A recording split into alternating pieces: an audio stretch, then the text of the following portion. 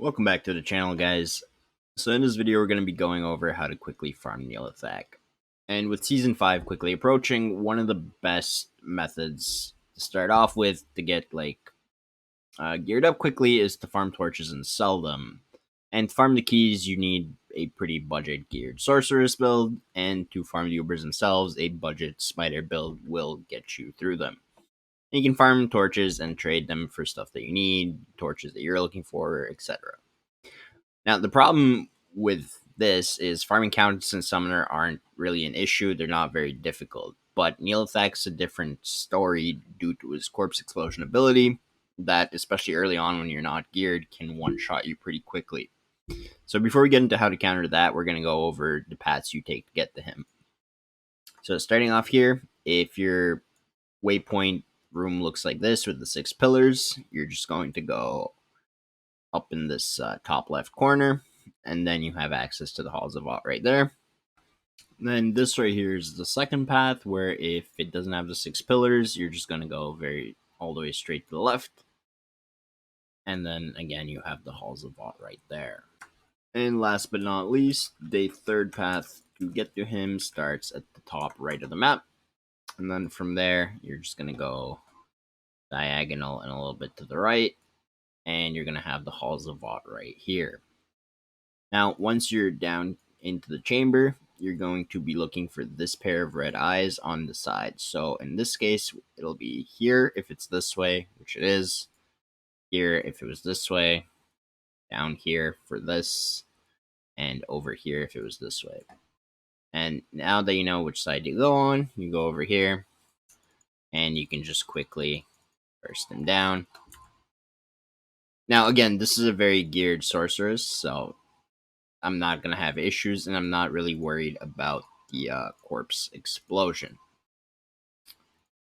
But if you were not in an end game build, you're going to have problems with that, and a single corpse explosion, while it takes you longer to kill him, will just pretty much destroy you.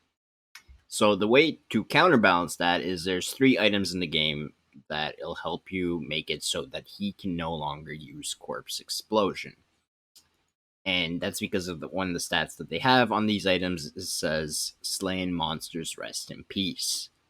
Now, one of the items in this that does have this stat is Tyrael's Might, and that's not something that's going to be accessible or should be used for this at any given point, really, just because there's better armors.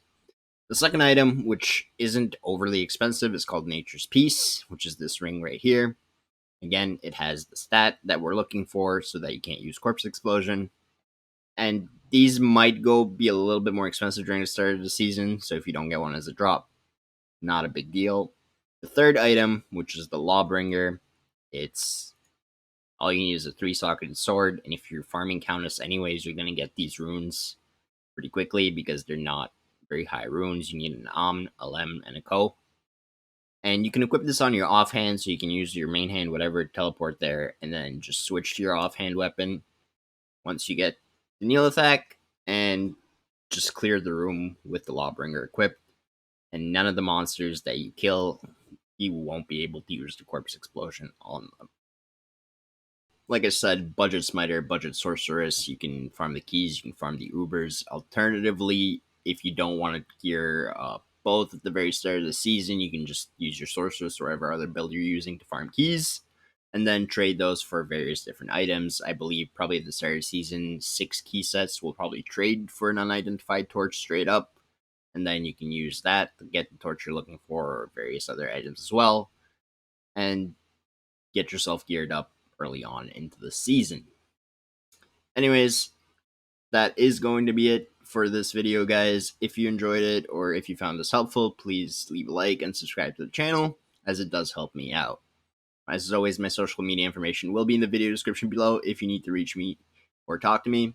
I'll always try to get back to you as soon as possible. Thank you guys so much for watching, and I'll see you in the next one.